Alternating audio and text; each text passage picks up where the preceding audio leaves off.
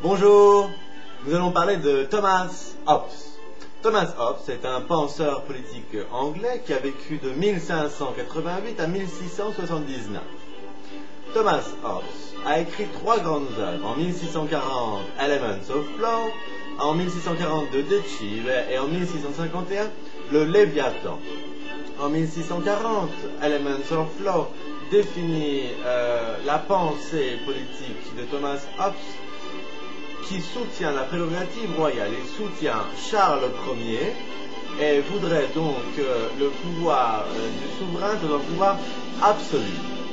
En 1640, il doit donc fuir l'Angleterre et se réfugier à Paris, où il écrira en 1642 De Cive, où il va définir pour la première fois l'état de nature. C'est là qu'il va donc définir sa fameuse phrase « L'homme est un loup pour l'homme », « Bellum omnis contra omnes », qu'il va encore affiner ensuite dans le Léviathan en 1651. Il aura également des problèmes avec ce livre et devra retourner en Angleterre, car il formule des propos qui ont été considérés comme immoraux ou athéistes. C'est-à-dire que pour lui, la religion et les préceptes ecclésiastiques doivent être soumis à la loi commune, et au même titre que toutes les autres institutions, car pour lui, la religion est négative, elle ne sert qu'à définir le bien et la morale. Elle est négative car elle va diminuer le pouvoir du prince et son autorité, et donc il ne faut pas de religion dans le domaine politique. Ensuite, donc, il va définir l'état de nature, c'est-à-dire pour lui l'état de la guerre de tous contre tous, où tous les hommes sont égaux puisqu'il n'y a pas de pouvoir politique qui limite la liberté de chacun. Pour lui, donc, l'état de nature est l'égalité sociale la plus parfaite également entre les hommes et les femmes, ce qui n'était pas commun à son époque. Mais lorsque les hommes vont signer un contrat social qui va donc créer un Commonwealth, eh bien on perd totalement notre liberté au profit d'un pouvoir politique monarchique dans le cas d'un prince, d'un souverain, ou bien au sein d'un État, un homme artificiel qui rend visible à tous les individus, c'est-à-dire qu'il rend visible l'union des individus avec un rapport de confiance, de représentation. L'état de nature est donc un état où les hommes n'ont aucune sécurité. Ils vont signer ce pacte et donc renoncer à leurs droits dans l'espoir d'avoir une contrepartie dans le futur, et donc ils espèrent obtenir la paix et la sécurité. Pour l'obtenir, ils vont donc s'aliéner, refuser leur liberté, qui ne se retrouvera dans l'état civil que là où le législateur n'aura pas légiféré. Pour la notion de guerre, eh bien, ma foi, la liberté n'existe que pour les États et pas pour les individus, et il n'y a pas de contrat entre les individus comme il pourrait y avoir un contrat entre les États.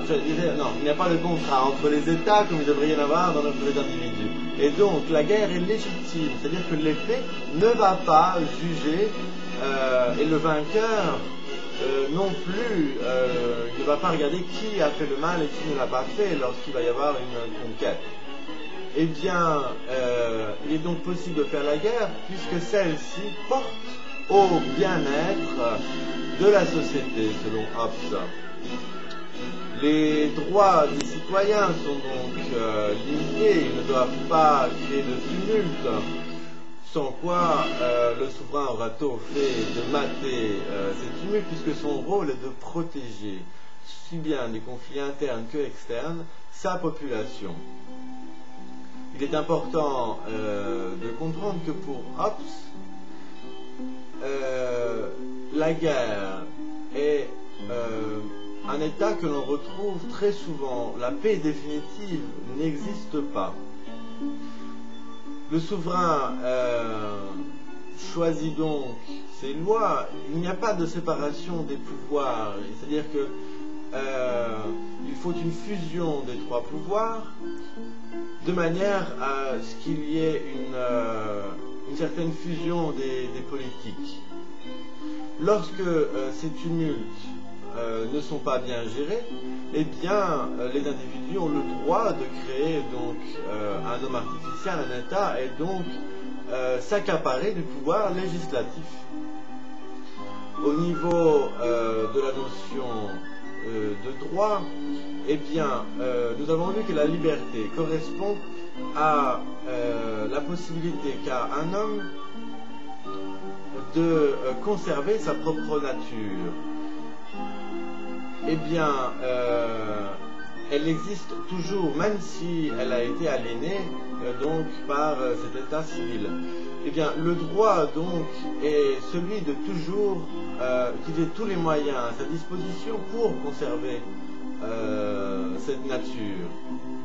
Bien sûr, donc en opposition au pouvoir du souverain, qui doit gérer donc ces conflits.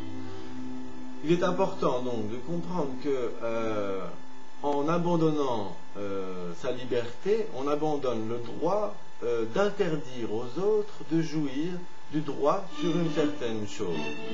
C'est un concept très important. Ensuite, donc au niveau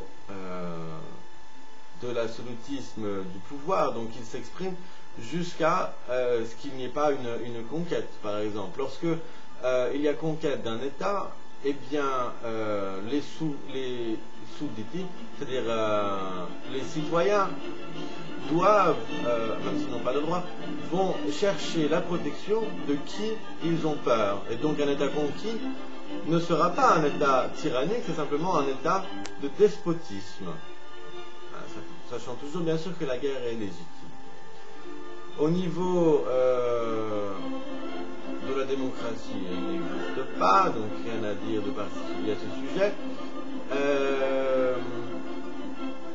Il écrit donc en 1651 et la réforme prendra fin en 1655. Il verra donc Charles II, de qui il a été le tuteur en France, prendre le pouvoir en 1660. Et sera donc un personnage très important en Angleterre et encore après sa mort. Par cette définition donc de l'état de nature qui est en soi un monstre théorique qui lie donc les notions physiques à un concept juridique. Voilà. Et avec Hobbes, donc, ce sont donc les créateurs du jus naturalisme et donc du droit naturel qui est commun donc à tous les hommes et qui est différent donc des préceptes religieux, hein, très différents. Lui il ferait également abstraction de Dieu. Pour lui, le souverain n'a pas son pouvoir qui émane de Dieu, mais du rapport de confiance qu'il a avec le peuple. Il y a donc vraiment une idée de souveraineté qui est nouvelle dans les sciences politiques. Voilà. Merci.